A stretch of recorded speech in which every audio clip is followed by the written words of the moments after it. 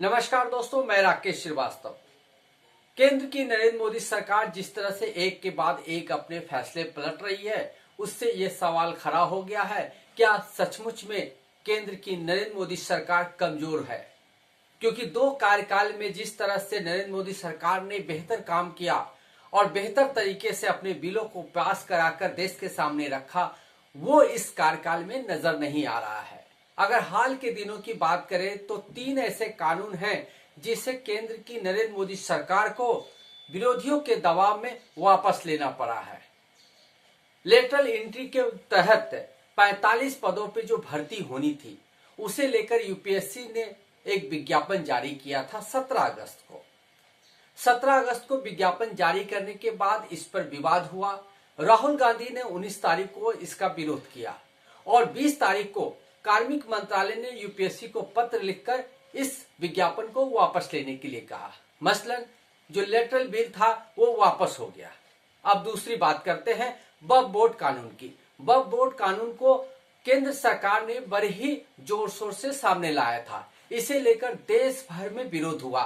खास करके विपक्षी पार्टियों ने इसका विरोध करते हुए इसे संविधान और जो अल्पसंख्यक वर्ग है उसके विरोध में बताया था।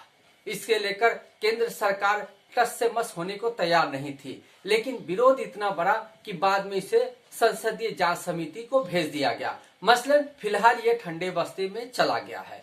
अब तीसरे कानून की बात करते हैं, ब्रॉडकास्ट रेगुलेशन बिल। ये बिल इससे पहले लाया गया था। ये जो दोनों बिल है उससे पहले लाया गया था और इसे मीडिया हाउसेस को भेजा गया था। इसका जो एक ड्राफ्ट होता है वो भेजा गया था ताकि वो अपनी राय इस पे दे सके, लेकिन ये इस पे राय दे पाते उससे पहले फिर से विरोधियों ने इसका विरोध किया और इसे मीडिया पर सेंसरशिप की तरह बताया और कहा कि इसके जरिए मीडिया पर सेंसरशिप लगाने की कोशिश की जा रही है। केंद्र की नरेंद्र मोदी सरकार इससे भी डर गई और इसके बाद इस बिल को रहस्यमय तरीके से वापस ले लिया गया। तो पिछले 2 महीने के अंदर केंद्र सरकार द्वारा लाए गए 3 बिल को वापस ले लिया गया है।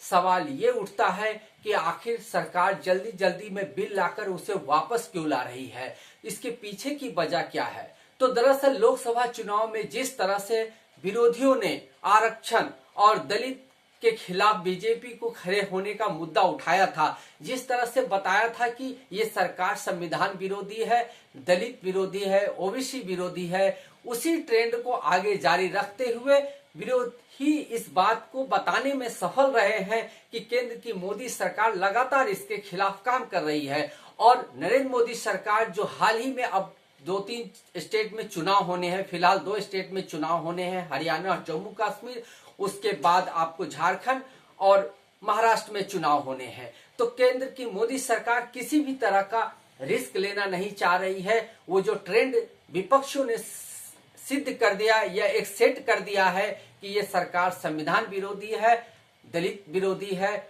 उससे अलग हटने के लिए कानून तो पहले ला देती है लेकिन उसके दबाव में वो वापस ले आती है।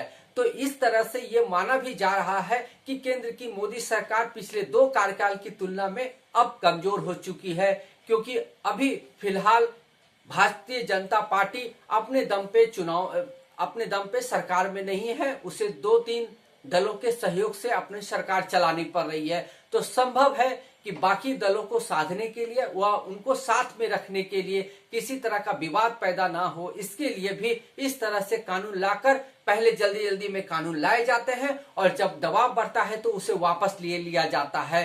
तो ये मानना पड़ेगा कि विरोधी जो एक एजेंडा सेट किया था जिन्होंने लोकसभा चुनाव में, उसे वो अभी तक बरकरार रखने में सफल हुए हैं और मोदी सरकार इसे लेकर कोई रास्ता या कोई हल निकाल पाने की स्थिति में फिलहाल नजर नहीं आ रही है। यही है कि बात है, यही वजह है कि बार बार कानून तो लाया जाता है लेकिन उसे वापस ले लिया जाता है। इसलिए ये कहा जा सकता है कि तीसरे कार्यकाल में नरेंद्र मोदी एक कमजोर प्रधानमंत्री, एक कमजोर सरकार का नेतृत्व कर रहे हैं। आज के लिए बस इतना ही। नमस्कार।